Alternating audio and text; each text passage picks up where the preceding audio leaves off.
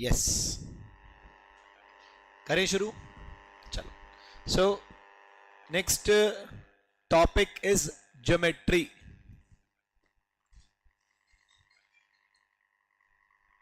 ठीक है, आज अपने को शुरू करना है ज्योमेट्री। ठीक है, क्या करेंगे, कैसे करेंगे ज्योमेट्री में, वो अपन देखेंगे अभी। यस, अपन को भी बात करनी है ज्योमेट्री के बारे में। ज्योमेट्री से रिलेटेड अपने को टोटल 5 चैप्टर कवर करने हैं। First one is geometry, second one is area of plane figure, that is mensuration 2D। Second one is volume surface area, that is mensuration 3D। उसके बाद कोऑर्डिनेट ज्योमेट्री, उसके बाद trigonometry, उसके बाद उसी से कनेक्टेड हाइट एंड डिस्टेंस। तो ये 5 से 6 चैप्टर अपने रहेंगे जो कहीं ना कहीं ज्योमेट्री से कनेक्टेड है, जहां पर अपन lines, angles, triangles, quadrilateral, pentagon, hexagon, heptagon सब की बात करेंगे। ओवरऑल 0 से लेकर पूरा एंड तक अपने को बात करनी है। तो ज्योमेट्री के बारे में सब कुछ अभी अपन यहां पर शुरू करने वाले हैं। क्लियर है? बिल्कुल ठीक है। तो ज्योमेट्री क्या है, किस चीज को अपन ज्योमेट्री बोलते हैं? यस, और क्या होता है ज्योमेट्री? बहुत छोटी सी बात अपन करेंगे कि geometry is all about lines and angles. ठीक है, geometry is all about lines and angles. जब भी अपन लाइंस की बात करेंगे, जहां भी अपन एंगल्स की बात करेंगे, तो इसका मतलब अपन वहां पर ज्योमेट्री के कॉन्सेप्ट को यूज करेंगे।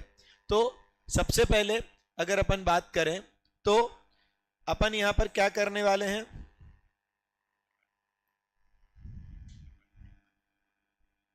सबसे पहले अपन यहां पर एक प्लेन के बारे में पढ़ेंगे जिसको अपन बोलते हैं कार्टेशियन प्लेन। कार्टेशियन प्लेन को अपन 4 क्वाड्रेंट में डिवाइड कर रहे हैं।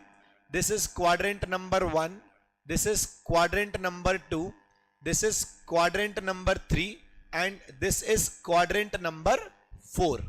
ठीक है, तो जब अपन बात करेंगे क्वाड्रेंट नंबर 1 की, सो क्वाड्रेंट नंबर 1 में जो एंगल का मेजरमेंट होता है that is from 0 to 90 degree. Quadrant number 2 में जो एंगल का मेजरमेंट होता है that is from 90 to 180 degree. Quadrant number 3 में जो एंगल का मेजरमेंट होता है that is from 180 to 270 degree. And quadrant number 4 में जो एंगल का मेजरमेंट होता है that is from 270 to 360 degree. Clear? बिल्कुल। तो बहुत बेसिक सी बात करी अभी अपन ने एक क्वाड्रेंट बनाया, उस क्वाड्रेंट को अपन ने 4 पार्ट में बांट दिया। Quadrant number 1 2 3 4। Quadrant number 1 0 to 90 degree, 2 90 to 180, then 180 to 270 and 270 to 360। इस तरीके से आपका पूरा का पूरा क्वाड्रेंट कंप्लीट हो गया। क्लियर है? अब जैसे कि मैंने बात करी थी कि ज्योमेट्री की बात करेंगे अपन, तो अपन ज्योमेट्री को क्या बोलते हैं कि geometry is all about lines and angles. अपन ने अभी बात करी थी कि geometry is all about lines and angles. Geometry में हम मेजरली किसकी बात करेंगे? हम बात करेंगे लाइन और एंगल की। ठीक है, तो अब ज्योमेट्री की शुरुआत कैसे हुई, क्या हुआ, वो अपन समझते हैं। देखो, सबसे पहले क्या किया कि सबसे पहले ना मैंने एक डॉट बनाया। बताओ इस डॉट के थ्रू क्या चीज पॉसिबल हो सकती है? सबसे पहले मैंने एक पॉइंट बनाया, एक डॉट बनाया। तो इस डॉट की खास बात क्या है, इससे क्या हो सकता है? डॉट से एंगल बन सकता है क्या?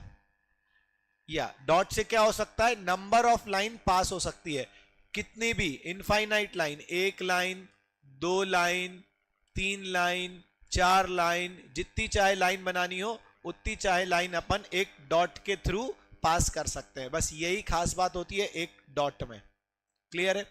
उसके बाद अगर अपन नेक्स्ट बात करें कि सपोज मैंने ये 2 डॉट बनाए, तो 2 डॉट की क्या खास बात हो सकती है? 2 डॉट की क्या खास बात हो सकती है? अगर मैंने 2 डॉट बनाए तो 2 डॉट में क्या खास बात हो सकती है कि 2 डॉट को मिलाकर मैक्सिमम क्या होता है? एक लाइन बन सकती है। 2 डॉट को मिलाकर क्या होता है? मैक्सिमम आप एक लाइन ड्रॉ कर सकते हो। क्लियर है?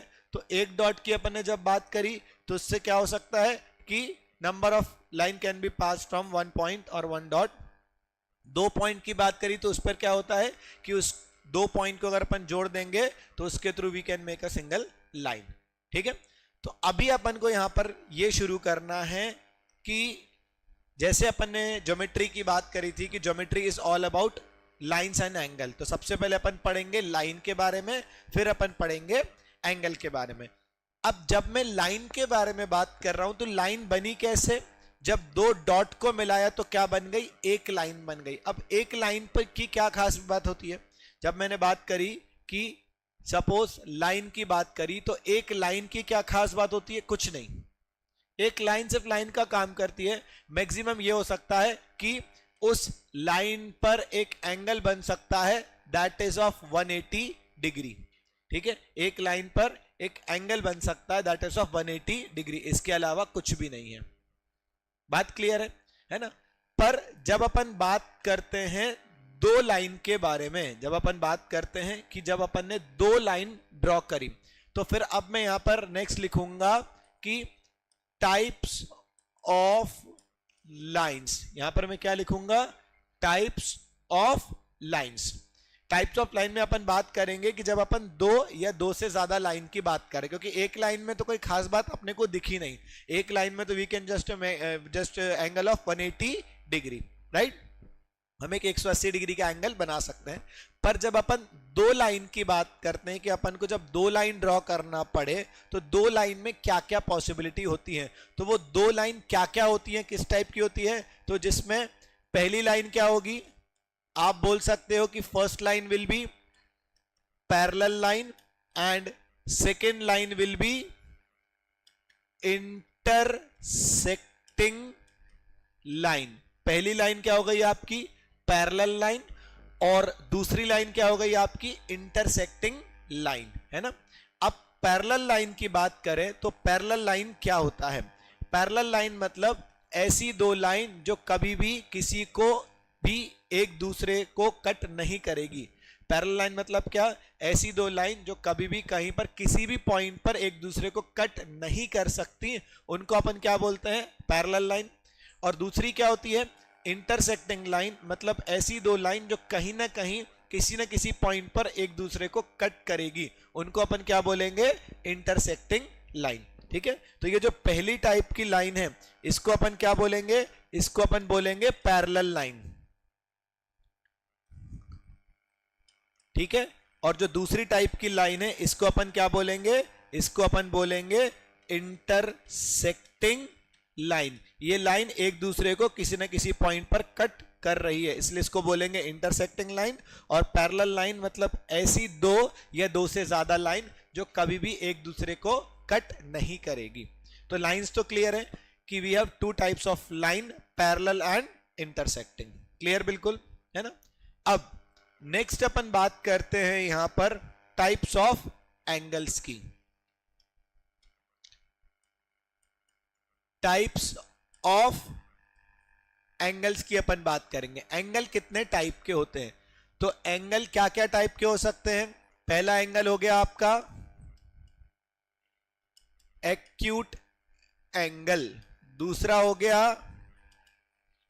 राइट एंगल, तीसरा हो गया ऑब्ट्यूज एंगल, और एक और टाइप का एंगल होता है चौथा, जिसको आप बोलते हो रिफ्लेक्स एंगल। ठीक है, अब ये जो एक्यूट एंगल होता है ये क्या होता है, एक ऐसा एंगल जिसके डिग्री का मेजरमेंट इज 0 डिग्री के ऊपर और 90 डिग्री के नीचे।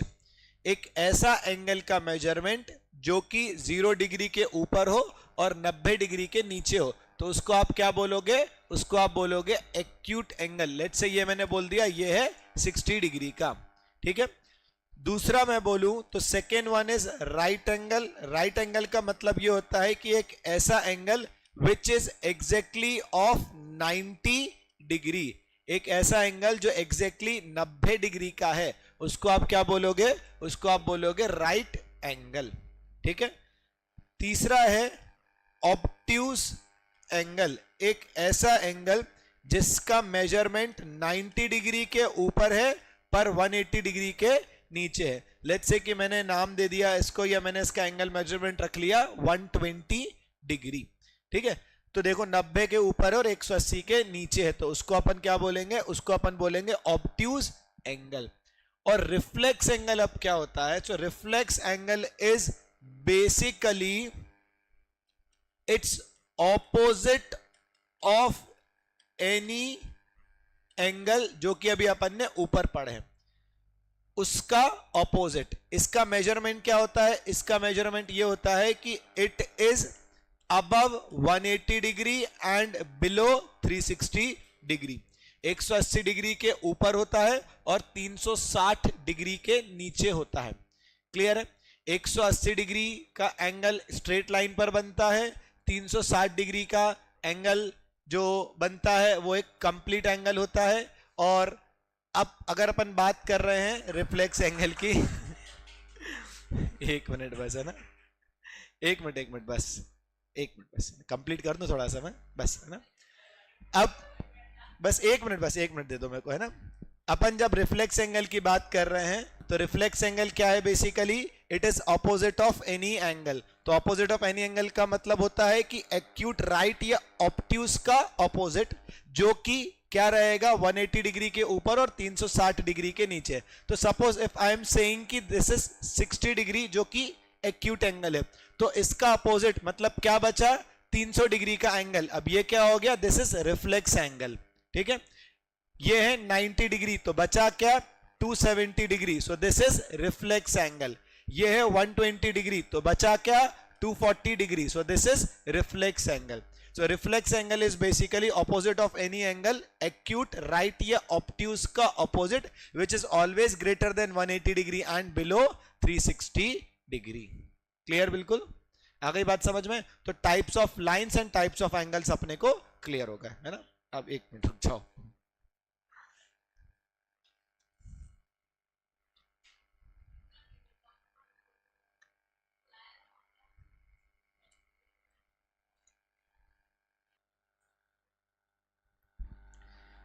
चलो, तो अभी तक अपन ने क्या पढ़ा, geometry is all about lines and angle. सबसे पहले अपन ने एक डॉट के बारे में पढ़ा, जिसके थ्रू क्या होता है, नंबर ऑफ लाइंस पास होती है। सेकेंड अपन ने देखा कि अगर अपन ने दो डॉट बनाए, दो पॉइंट बनाए, तो उससे मैक्सिमम क्या हो सकता है, एक लाइन बन सकती है।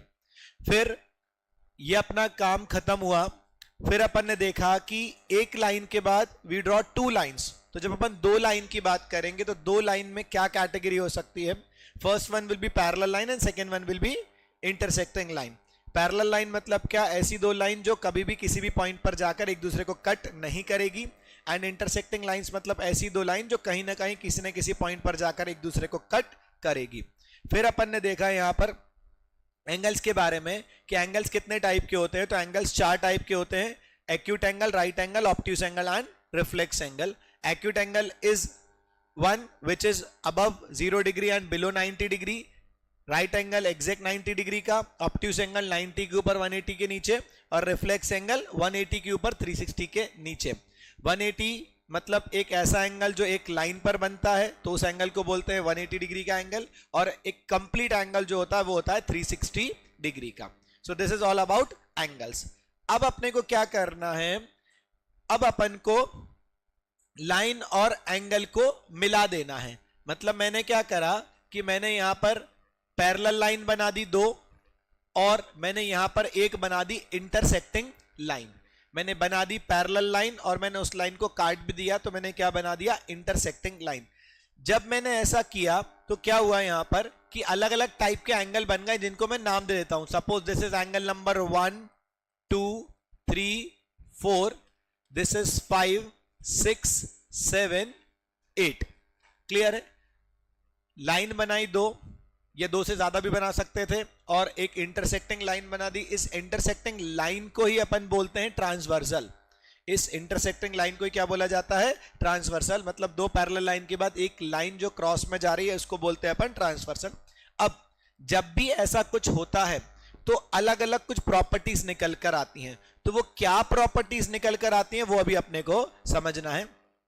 तो सबसे पहली प्रॉपर्टी यहां पर जो निकल के आएगी, दैट इज ऑल्टरनेट एंगल, जो सबसे पहली प्रॉपर्टी यहां पर निकल के आएगी वो क्या आएगी, वो आएगी ऑल्टरनेट एंगल। अब ऑल्टरनेट एंगल भी दो टाइप के होते हैं, एक होते हैं ऑल्टरनेट इंटीरियर एंगल और दूसरे होते हैं ऑल्टरनेट एक्सटीरियर एंगल। ठीक है, ऑल्टरनेट एंगल का मतलब क्या होता है, ये ट्रांसवर्सल के ऑपोजिट साइड, ट्रांसवर्सल के अपोजिट, एक इधर और दूसरा उस साइड। फिर अपन ने बात करी ऑल्टरनेट इंटीरियर एंगल, तो इंटीरियर का मतलब होता है अंदर की साइड, मतलब जो पैरेलल लाइन है उनके अंदर की साइड। तो यहां पर अपन ये बोल सकते हैं कि angle 4 and angle 6 is equal, इसको अपन बोलते हैं alternate interior angle. Also we can say that कि angle 3 and angle 5 is equal, इसको भी अपन क्या बोलेंगे, alternate interior angle, alternate side and अंदर की साइड, इसलिए इसको क्या बोला अपन ने, ऑल्टरनेट इंटीरियर एंगल। क्लियर है।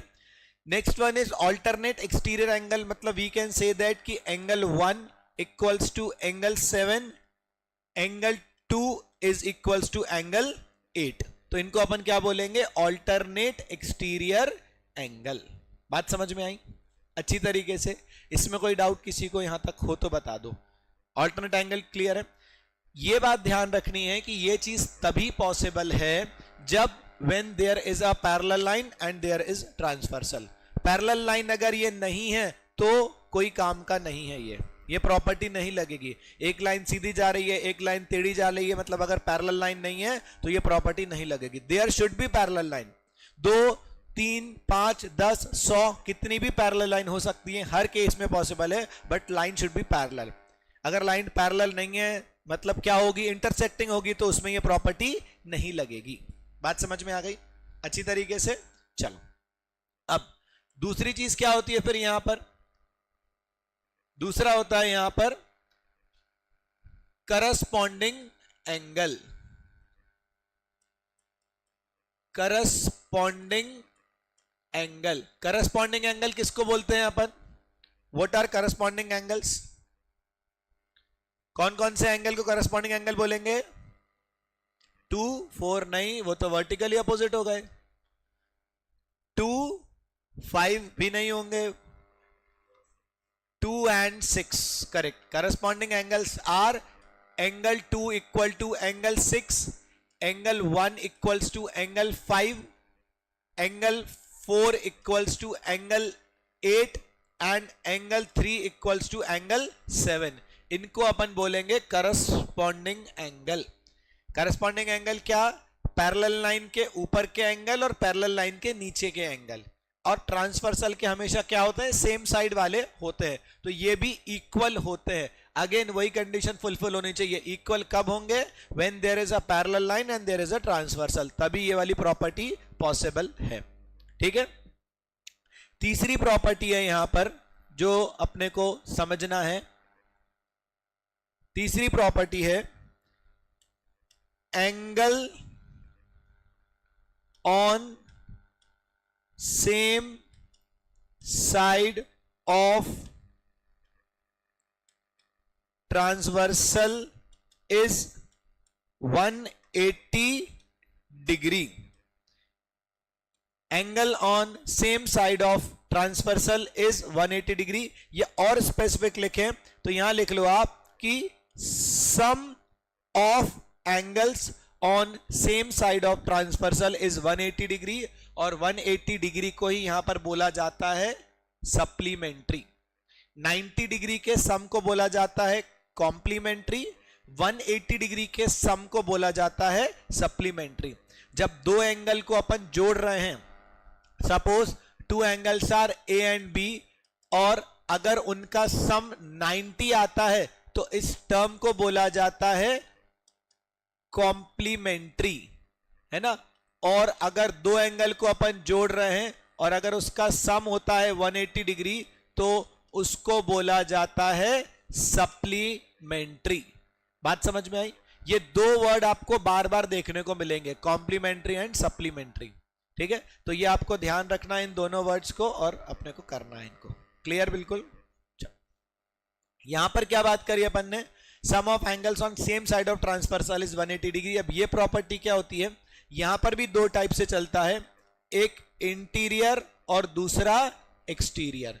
इंटीरियर का मतलब मैं ये बोल सकता हूं यहां पर कि एंगल 4 एंड एंगल 5 मिलाकर 180 डिग्री होगा, एंगल 3 प्लस एंगल 6 मिलाकर 180 डिग्री होगा।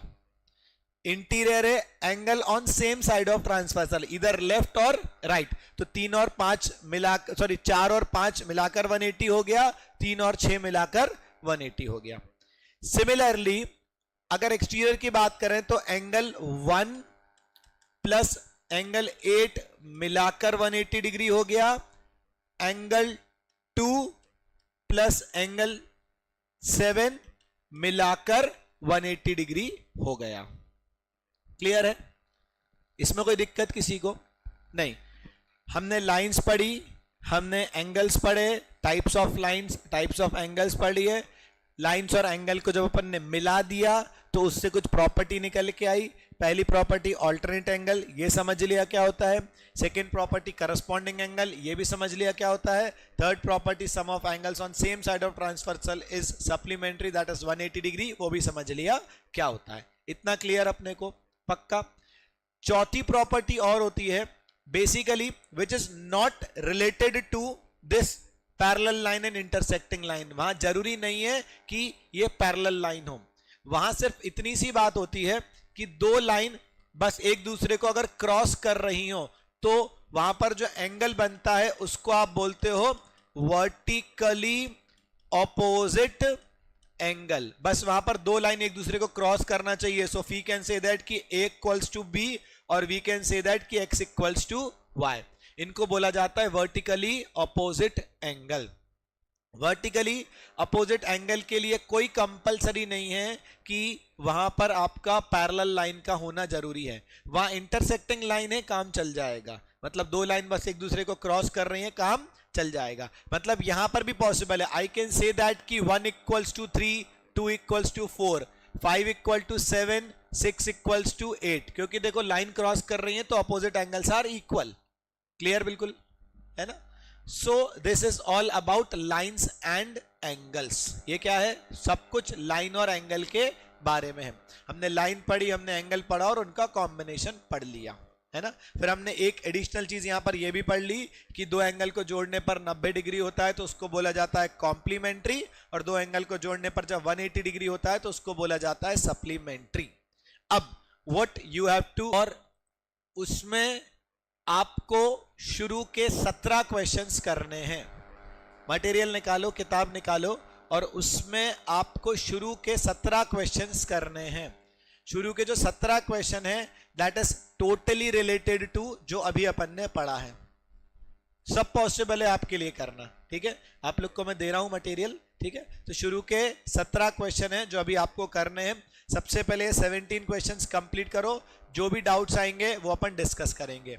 यू हैव 20-25 मिनट्स, आपके पास मैं आपको भी 20 से 25 मिनट दे रहा हूं, ठीक है। आप वो 20 से 25 मिनट में इन 17 क्वेश्चंस को कंप्लीट करो। उसके बाद we will move to next part. ये मान के चलो कि अगर अपने को ये आ गया so we are done with 30% of geometry. हम ज्योमेट्री का 30% पार्ट कंप्लीट कर चुके हैं अगर अपने को ये आ गया तो। अब इसके बाद अपने को चीजें अपडेट करना है कि next we have to learn about triangle, then quadrilaterals, then pentagon, hexagon, heptagon, 10 side वाला फिगर एंड सो ऑन, ठीक है। पॉलीगॉन्स के बारे में अपने को पढ़ना रहेगा, फिर अपने को सर्कल के बारे में पढ़ना रहेगा। सो ज्योमेट्री जो है वो बड़ा कॉन्सेप्ट है पर इजी है ना। ज्योमेट्री का वेटेज इज गुड, आराम से 4 क्वेश्चन 5 क्वेश्चन पॉसिबल है कि ज्योमेट्री वाले चैप्टर से आते हैं। ओवरऑल ज्योमेट्री की बात कर रहा हूं मैं, ठीक है। क्लियर? चल करो, मैं दे रहा हूं क्वेश्चंस।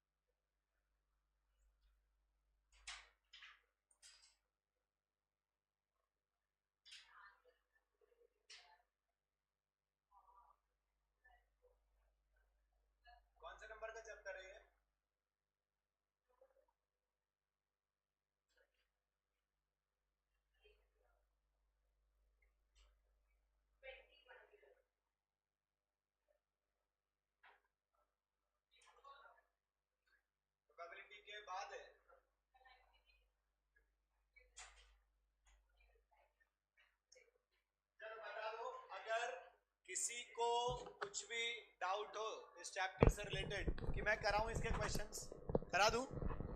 हाँ चलो।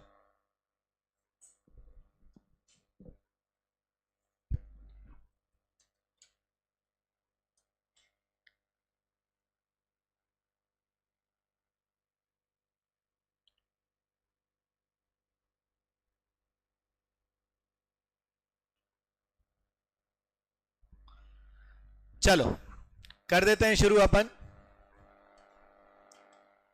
जिसको नहीं आए वो देखते जाओ। Find the measure of the angle which is complement of itself.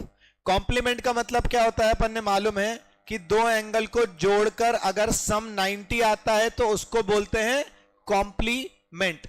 तो ऐसा कौन सा एंगल है जो खुद का कॉम्प्लीमेंट होगा? तो बेसिकली 45 डिग्री। क्यों? क्योंकि 45 प्लस 45 इज 90। ये एंगल इसको कॉम्प्लीमेंट कर रहा है और ये एंगल इसको कॉम्प्लीमेंट कर रहा है। तो आंसर क्या आ गया इसका? 45। Simple. Next is an angle which is equals to 5 times its supplement. Find the angle. एक ऐसा एंगल जो उसके सप्लीमेंट के 5 गुना है, तो वो एंगल कौन सा होगा? तो देखो एक एंगल उसका 5 गुना मतलब 5x और ये सब मिलाकर कितना होगा? 180 डिग्री। एक एंगल उसके 5 टाइम्स सप्लीमेंट अपन ने कर दिया मतलब 5x कर दिया और टोटल मिलाकर कितना होता है वो? 180 degree. So it is 6x equals to 180 degree मतलब x इक्वल टू कितना आ गया? 30 डिग्री। तो अगर ये वाला एंगल 30 डिग्री का है तो ये वाला एंगल कितना हो जाएगा? 150 डिग्री का। So answer is 150 degree. Clear है? एक एंगल जो 5 टाइम्स कितना है उसके सप्लीमेंट के, तो एंगल को माना मतलब एक 30 है, 30 का 5 गुना करा कितना आ गया? 150। सबको मिला दिया, दोनों को जोड़ दिया मतलब तो वो कितना हो गया? 180। क्लियर है? बढ़ाऊं आगे। The supplement of an angle is 1/4 of itself. Determine the angle and it's supplement. जो एंगल है और जो उसका सप्लीमेंट है वो उसका कितना है? 4 गुना है, 1/4 है। तो आप ऐसा भी बोल सकते हो कि एक एंगल x है और उसका 4 टाइम्स, तो ये 4x था और उसका 1/4 कितना हो गया? x। ये सब मिलाकर कितना हो गया?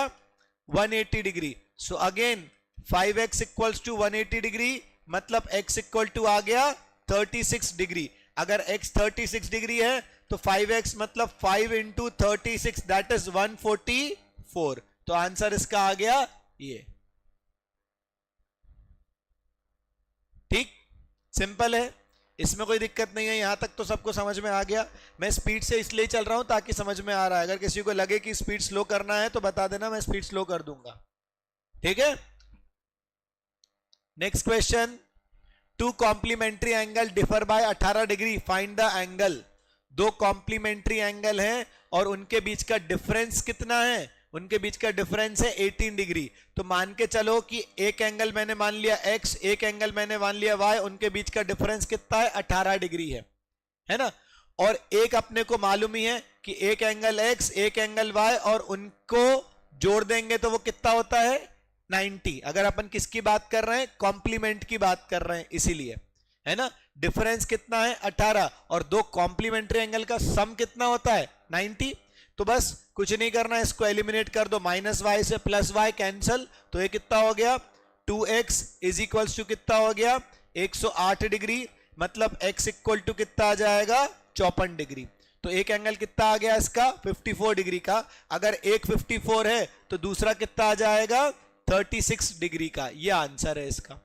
चाहो तो देख भी लो, दोनों को जोड़ोगे तो 90 हो जाएगा और दोनों को माइनस करोगे तो कितना हो जाएगा? 18 डिग्री आ जाएगा। आया समझ? पक्का? क्लियर है? आया ना? आ गया? इतना नोट कर लिया या नोट करना है अभी किसी को यहां तक का? बढ़े आगे। Next. If two supplementary angles are in a ratio 1:5, the difference of the angle। दो supplementary angle का ratio 1:5 है, मतलब वही एक एंगल x और दूसरा एंगल 5x, तो सब मिलाकर कितना होगा? 180 डिग्री, क्योंकि क्या बोला है सप्लीमेंट्री, तो 6x इक्वल्स टू 180 डिग्री, मतलब x इक्वल टू आ जाएगा 30 डिग्री। तो अगर एक एंगल x है तो दूसरा कितना होगा 150, क्योंकि दोनों मिलाकर तो कितना होता है 180 होता है। पर अपने को दो एंगल नहीं चाहिए थे, इन दोनों एंगल का डिफरेंस चाहिए था। मतलब क्या चाहिए था मुझे 150 माइनस 30, तो आंसर कितना आ जाएगा 120। यही बोला था ना क्वेश्चन में कि find the difference of those two angles. तो एक एंगल 150 था, एक एंगल 30 था, उनके बीच का डिफरेंस कितना आ गया, उनके बीच का डिफरेंस आ गया 120। Got it?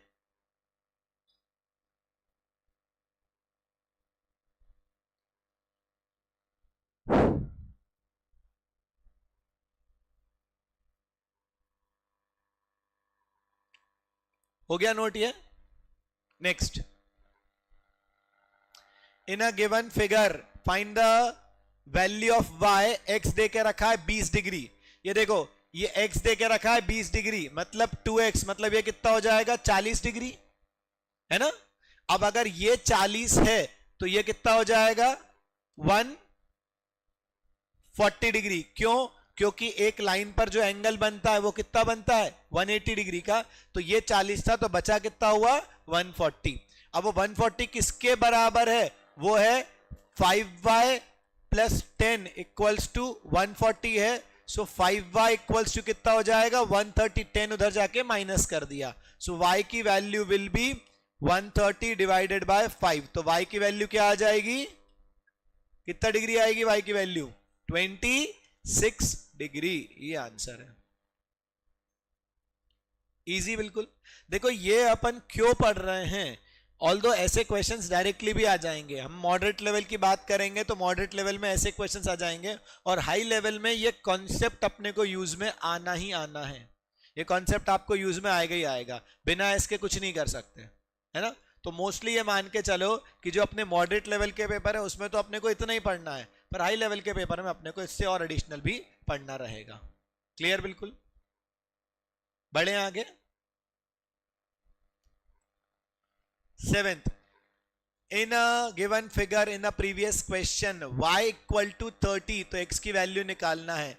इसी क्वेश्चन में अगर बोला जा रहा है कि y की वैल्यू कितनी है 30, मैं यही कर देता हूं। अगर y की वैल्यू 30 है मतलब 5 इंटू 30 प्लस 10, तो ये कितना हो जाएगा 150 प्लस 10 मतलब 160।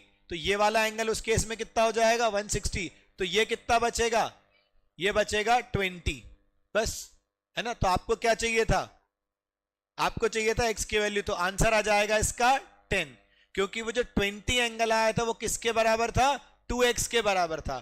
तो अगर 2x की वैल्यू 20 आ रही है तो x की वैल्यू क्या आ जाएगी 10। इजी? ठीक। 25, ये देख लो, ये क्वेश्चन में भी हो सकता है कि दिक्कत आई होगी किसी को। 25% of a angle is complement of 75, find the angle.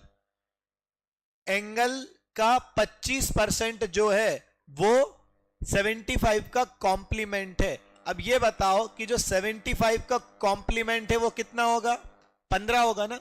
75 का कॉम्प्लीमेंट क्या होगा 15। क्यों? क्योंकि दो एंगल कॉम्प्लीमेंट कब होते हैं, जब उनका सम होता है 90। तो अगर एक 75 है तो वो दूसरा कितना आएगा 15। अब बोला ऐसा जा रहा है कि ये जो 15 है ये किसके बराबर है, ये 25% के बराबर है। क्या बोला जा रहा है कि ये जो 15 है ये किसके बराबर है, ये 25% के बराबर है। तो ये जो कंप्लीट एंगल मतलब ये जो 100% होगा वो कितने के बराबर होगा, ये पूछा है आपको। Find the angle. जो 25% है वो इसका कॉम्प्लीमेंट है। आपको वो एंगल पता करना है कि वो क्या है, वो इसका 25% है, इसके कॉम्प्लीमेंट का 25% है। इसका कॉम्प्लीमेंट मतलब कितना 15।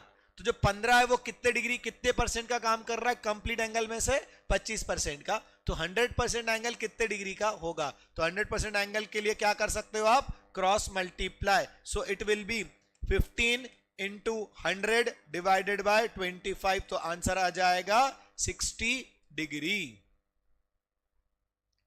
क्लियर? ये आ गया क्वेश्चन समझ में क्या? पक्का सभी को?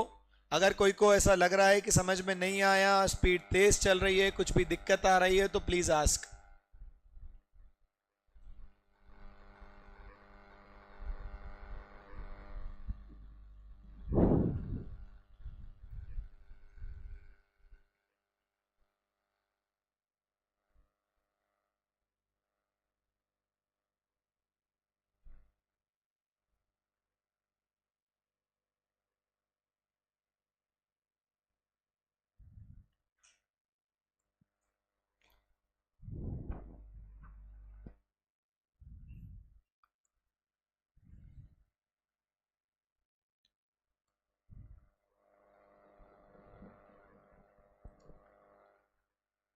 आज ये बेसिक कवर करना है अपने को पूरा, है ना, 17 क्वेश्चन तक, उसके बाद अपन देखेंगे।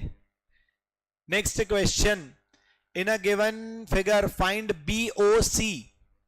BOC मतलब ये वाली वैल्यू आपको पता करनी है।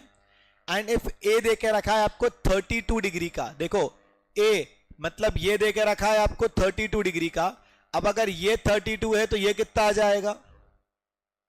ये 32 है तो ये कितना आ जाएगा? 148। क्यों आएगा 148? क्योंकि एक लाइन पर 180 का एंगल बनता है। अब वो 148 किसके बराबर है? वो है 4b के बराबर। 4b equals to 148। So 148 divided by 4 will be the value of b। मतलब कितनी आ जाएगी b की वैल्यू? 37। करेक्ट। b की वैल्यू कितनी आएगी? 37। हमको क्या चाहिए? हमको 2b का वैल्यू चाहिए। मतलब हमको चाहिए 2 इंटू 37, मतलब 30 क्या आ रहा है? 74 आ गया ना आंसर। ठीक है, चलेगा? आ गया समझ में सभी को? पक्का?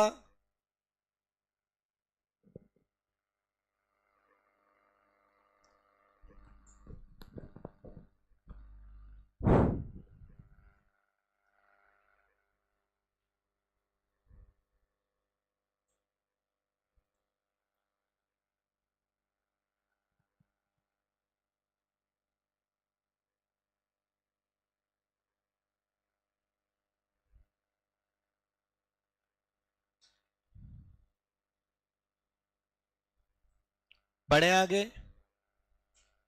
आ गया समझ?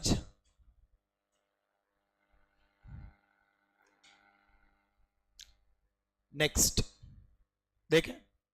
Next, in a given figure AB parallel to CD, EF parallel to GH, find the relation between A and B। AB CD के पैरेलल, मतलब ये लाइन इस लाइन के पैरेलल है, ये लाइन इस लाइन के पैरेलल है, तो ये A और B के बीच में रिलेशन पता करना है कि क्या होगा। अब खुद देखो, अगर ये लाइन इस लाइन के पैरेलल है तो ये एंगल B है, तो ये भी कितना होगा? B होगा, जिसको अपन क्या बोल सकते हैं? करस्पॉन्डिंग एंगल बोल सकते हैं। ठीक है। अब फिर क्या अपन ऐसा बोल सकते हैं कि ये A और B मिलाकर 180 डिग्री होगा? क्योंकि अपने को मालूम है कि angle on same side of transversal is 180 degree. अपन ने पढ़ा था कि sum of angles on same side of transversal, मतलब A और B को मिलाकर अपन क्या बोल सकते हैं? 180 डिग्री बोल सकते हैं। क्लियर? बिल्कुल पढ़ा था ना अपन ने। कैसे भी कहीं भी कैसे भी आप पता करोगे तो वो आपको पता पड़ जाएगा कि ये 1 और A और B मिलाकर 180 ही आएगा, हर तरीके से, है ना। अगर ऐसे समझ में नहीं आ रहा है तो ये देखो, ये B है तो ये भी B हो गया, है ना। अब ये B है तो ये वाला भी B हो जाएगा, क्योंकि इसको भी आप क्या बोलोगे? करस्पॉन्डिंग एंगल ही बोलोगे ना। अब आपको मैं मालूम है कि एक लाइन पर जो एंगल बनता है वो कितने डिग्री का बनता है? 180 डिग्री का। So again you can say that कि A प्लस B मिलाकर कितना हो गया? 180 degree. So option B is your answer.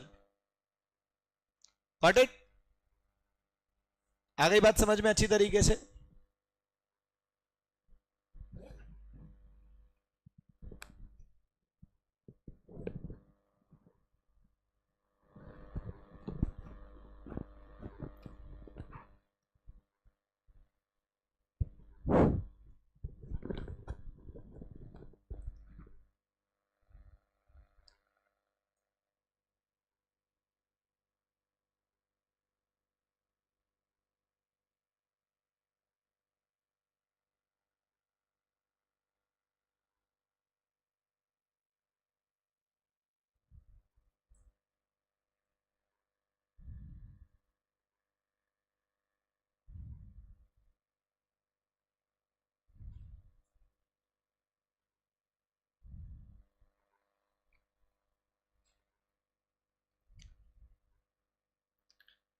बढ़े आगे।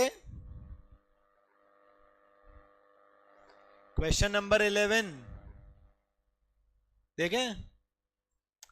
इन a given figure if L parallel to M, एक लाइन देके रखी है L, and if it is parallel to M, then find the value of X। ये जो X यहां बीच में देकर रखा है, इसका वैल्यू अपने को पता करना है।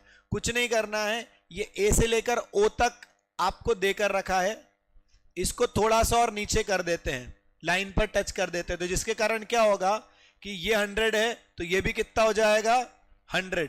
क्यों? क्योंकि इसको अपन बोल सकते हैं ऑल्टरनेट इंटीरियर एंगल। दो लाइन पैरेलल, उनके बीच का ट्रांसवर्सल, तो this angle equals to this angle. आगे 100। अब अगर ये 100 है तो ये कितना आ जाएगा बचा हुआ एंगल, दिस विल बी 80, क्योंकि एक लाइन पर जो कंप्लीट एंगल बनता है वो कितना होता है 180 डिग्री का, so the remaining angle is 80। अब if this is 80 and this is 30, तो ये कितना आ जाएगा, ये आ जाएगा 70 डिग्री का। 80 और 30 110, तो बचा कितना 70, क्योंकि ट्राइंगल के तीनों एंगल का सम कितना होता है 180 डिग्री, कि ये 30 था, ये 100 था, तो ये बचा हुआ कितना आएगा, ये आएगा 70। ट्राइंगल के तीनों एंगल का सम इज 180 डिग्री। ठीक है। अब अगेन अगर ये 70 है और ये x प्लस 5 है, एक 70 है और एक x प्लस 5 है, तो सब मिलाकर ये कितना होगा अगेन 180 डिग्री। तो x की वैल्यू कितनी आ जाएगी, 180 में से 70 और 5 75 माइनस कर देंगे, तो x की वैल्यू आ जाएगी 105। इजी, कहीं से कहीं तक भी पहुंच सकते हैं। अगर आपको एक एंगल पता हो क्वेश्चन में, मात्र एक एंगल, तो आप कोई भी एंगल निकाल सकते हो जो भी रिक्वायर्ड है, कोई भी angle, even in triangle, even in quadrilateral. हमको बस प्रॉपर्टीज पता होना चाहिए और एक एंगल पता होना चाहिए, तो हम किसी भी तरीके से कहीं पर भी कैसे भी पहुंच सकते हैं। क्लियर?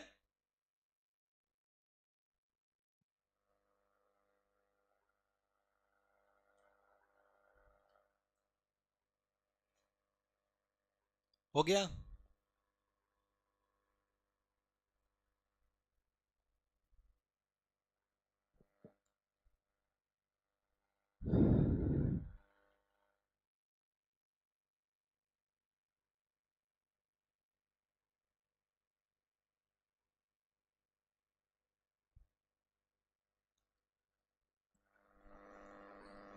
बढ़ू आगे। हो गया नोट? ये हो गया। Question number 12। In a given figure AB parallel to CD, ये AB है and it is parallel to CD, and they cut PQ and QR at E and F। PQ और QR को E और F पर cut कर रहे हैं, इसी तरीके से G और H पर भी कट कर रहे हैं। एंगल PEB 70 डिग्री का है। PEB मतलब ये वाला जो एंगल है ये देकर रखा है 70 डिग्री का। एंगल QHD, QHD ये वाला एंगल है वो देकर रखा है 140 डिग्री का। Find the value of x, PQR x के बराबर है। PQR मतलब ये वाला जो एंगल है इसका वैल्यू आपको पता करना है, क्या आएगा, which is equals to x। क्या करें, सिंपल है। पहले तो ये 140 है, तो ये जो बचा हुआ आएगा ये कितना आ जाएगा 40 डिग्री, क्योंकि एक लाइन पर जो एंगल बनता है वो 180 का बनता है, तो बचा कितना 40 बच रहा है, तो वो आ गया, है ना। अब अगर ये 70 है तो ये भी कितना होगा 70 होगा, मालूम है, क्योंकि करस्पॉन्डिंग एंगल है ना, इसलिए ये भी कितना हो गया 70। अब अगर ये 70 है तो ये बचा हुआ कितना हो जाएगा 110, बिल्कुल, क्योंकि अगेन एक लाइन पर कितने का एंगल बनता है 180 का, तो 70 हटा देते हो तो बचा कितना 110। अब अगर ये 110 है और ये 40 है तो कितना हो गया 150, तो ये एंगल अब कितने का बचा, ये बचा 30 डिग्री का, तो आंसर विल बी 30 डिग्री, क्योंकि अगेन एक ट्राइंगल में जो तीनों एंगल होते हैं वो कितना होता है उनका सम 180। तो अपन को ये छोटा सा ट्राइंगल दिख रहा है यहां पर, तो जिसमें एक था 40, एक था 110, तो बचा कितना 30। क्लियर? इजी?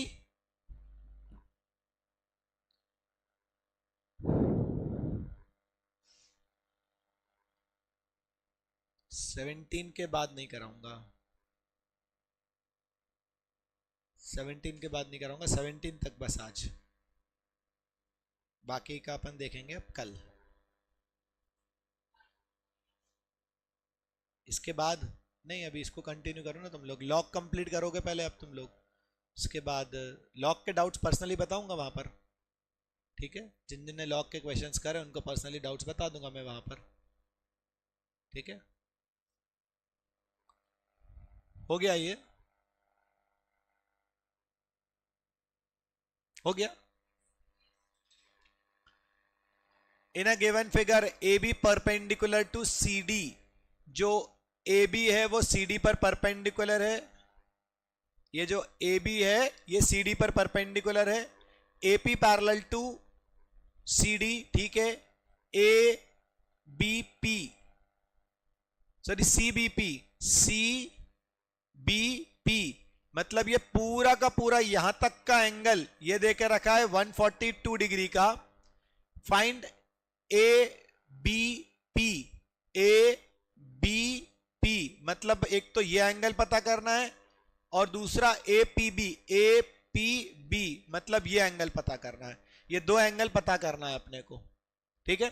तो क्या करेंगे सबसे पहले अपन, see if this is 142 degree, तो ये रिमेनिंग कितना बचा आपका, रिमेनिंग कितना बचा ये, हाँ 38, ये तो 38 आ गया है ना? अब अगर ये 38 आ गया तो ये कितना हो जाएगा, इसको 90 में से माइनस कर लो क्योंकि परपेंडिकुलर है, क्योंकि ये 90 है तो ये भी कितना होगा 90, तो 38 में से इसको माइनस करा तो दिस इज 52, तो ये वाला एंगल तो आ गया कितना 52। अब अगर ये 52 है तो अगेन ये 38, तो ये भी कितना हो जाएगा 38, क्योंकि वी कैन से दैट कि this is alternate interior angle, so 38 हो गया वो, ठीक है? तो आपका आंसर क्या आ जाएगा 52 एंड 38। Got it? इजी, कोई दिक्कत नहीं यहां पे, डन? कर लो इसको नोट।